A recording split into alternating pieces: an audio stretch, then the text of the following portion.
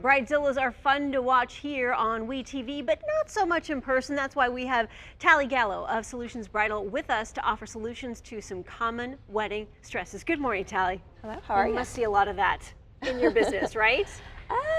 We try and maintain calm and keep our clients calm as well, so not too much. Let's There's talk things to about prevent it. money, because I know money is a big issue when it comes to buying the wedding dress and getting the wedding going.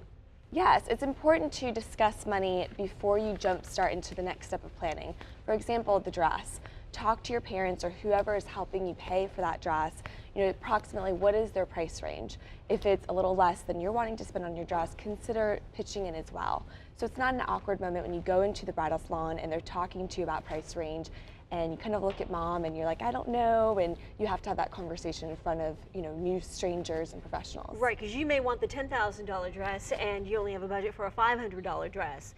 Now, what about who should be involved in the decision process? We truly feel it should be the bride. It's important to have everyone be in that moment to celebrate whatever decision you do make, but ultimately it is your wedding. Everyone's had their time or will have their time to have their wedding day. Okay, and how can technology help the process these days? It can help and it can hurt.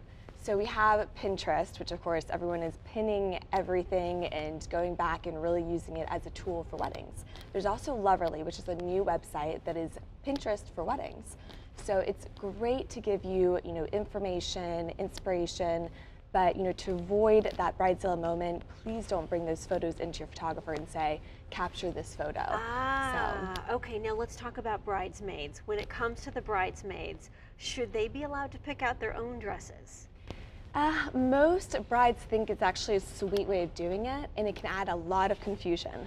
So True. we highly recommend instead kind of narrow it down to 2 options and then let your bridesmaids pick from there. Okay, and if you have a longer engagement, when should you start planning? That is actually my most stressed out client. Really? So, yes, they're in the mindset of we have time, we have time. So all the way until wedding day, and then they realize I haven't planned my wedding. So we highly encourage using the time you have, plan your wedding, and then when it's 6 months before your wedding, everything's done.